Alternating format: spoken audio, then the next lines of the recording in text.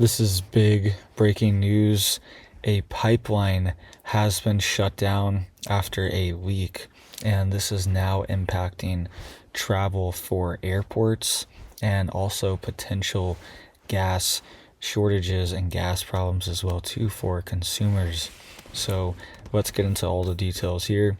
You guys can see it says damage to Olympic pipeline raises concern about SEA, this is Seattle Airport fuel deliveries. Okay, this pipeline had they think a crack in it that caused a leak and caused the pipeline to lose pressure, and they had to do an emergency shutoff of this Olympic pipeline, which supplies jet fuel for Washington and Seattle Airport specifically. They're warning that there could be fuel shortages for planes there. All right, we will get into more details of that in just a sec, but you can also see here another one. I don't know what's going on with these pipelines, but natural gas pipeline erupts and ruptured in Sheboygan County, and 4 people have been injured as well too. All right, so not sure what's happening, but we keep seeing these disasters and these emergencies with these pipelines. Let's get into more details of this one. All right, it says here that the update comes as law enforcement sources say that a quote crack in the Olympic pipeline near Everett, Washington was the cause behind significant delays in fuel deliveries to the airport. It says here BP has not yet identified how the release occurred and whether it is indeed a crack or something smaller like a pinhole. Excavation will be needed to identify the problem. A law enforcement briefing obtained indicated SEA TAC's fuel reserves would be running low by Monday if the pipeline had not been restarted. To keep fuel flowing, according to sources, the Olympic Pipeline Company was calling in drivers from neighboring states, and the Washington State Patrol is waiving driver hour restrictions to expedite deliveries. SEA TAC officials said they are aware of the situation and are monitoring it closely. The airport maintains that it has sufficient reserves and does not anticipate any major impacts on Monday. Airlines are prepared to implement contingency plans if needed. And it goes on to say the 400-mile Olympic pipeline, partially owned and operated by BP, transports refined fuel products across Washington and Oregon.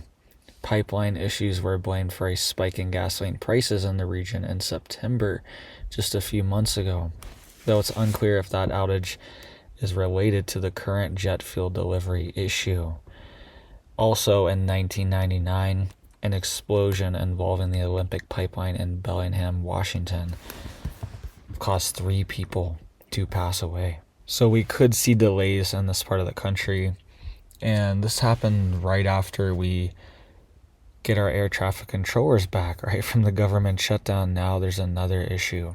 So, and this can happen for any type of pipeline or refinery. This has been happening all over the country recently. There was a refinery in California, the El Segundo Chevron refinery in Los Angeles. It's still offline, right? They're bringing it back online slowly, but a lot of the capacity for refining is still offline. It's one of the main refineries for Southern California and LAX for their jet fuel as well too. Thankfully, they haven't seen major shortages, but they've seen price increases for tickets, jet fuel, and just regular gas prices as well too are pretty high there. They always are, but this has been impacting as well. And we also saw a major refinery in New Mexico as well too go up in smoke that provides oil and gas to West Texas, New Mexico, Arizona, Southern Colorado. Okay, so these areas are going to be impacted as well.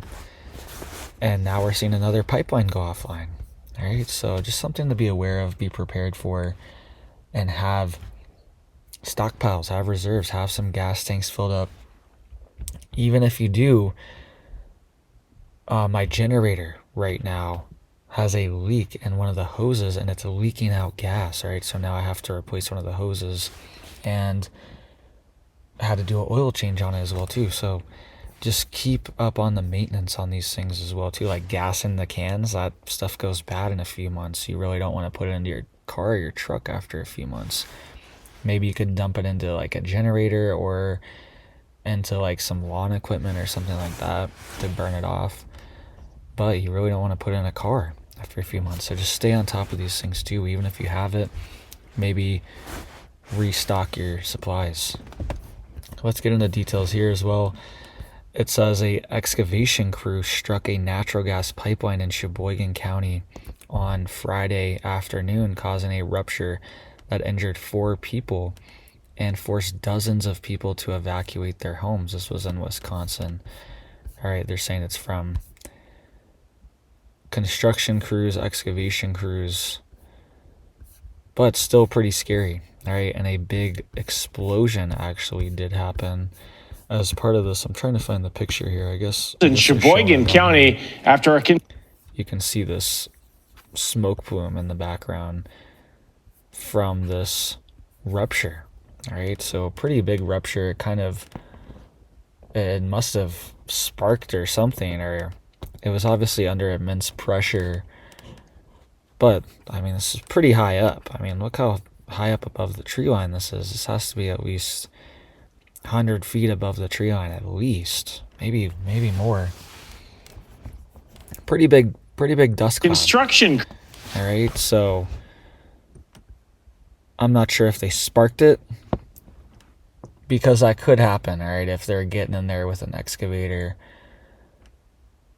and metal on metal and they're tearing it, there could be sparks potentially while they're ripping into this metal into the pipeline. There could have been a spark against the bucket and potentially ignited this. All right, so they're investigating what's happening, but it says 4 people have been injured and evacuations have been issued in this area. All right, and they've also, multiple people went to the hospital as well too. All right, and this is a gas main line, a 10-inch gas main. So this is going to cause gas shortages and gas outages in this area as well too. So if you have propane running to your house, then you could be affected if you are in Sheboygan County. So something to be aware of. Maybe get some tanks, all right? Get some propane tanks and get them filled up. It's always something good to have around just in case you need it, all right? It's a good prep. And a lot of generators these days are actually dual fuel. So you can run them off your typical gas tanks or propane. A lot of them, you can hook them up to propane, which some people find that a lot easier to deal with. And propane, I was saying how gas goes bad. Propane actually never goes bad. So your container might go bad, your tanks might go bad eventually, and they do expire after like 5 or 10 years. I can't remember the regulations at this point. Maybe it's 12 years, and then you can get another 5 years out of them if you recertify them. It's something like that. But your tanks will go bad eventually, and you can't get them refilled. But the propane inside, they might rust out and you can't open it. But technically, the propane inside doesn't go bad. So it stores for a lot longer. Okay, you can store it for years if you're thinking like long-term preps and you're not going to use gasoline much, for like tools or anything like that. Then maybe propane would be a better option if you just want to like have a generator, set it in the garage, and have some gas with it. Propane might be the way to go, because that could just sit there for years and you won't really have to worry about it. So let me know what you guys think down below. Hope you guys are staying safe, staying prepared, staying stocked up. I hope you have big blessings for your life and your family, and I hope you have a big old blessed day.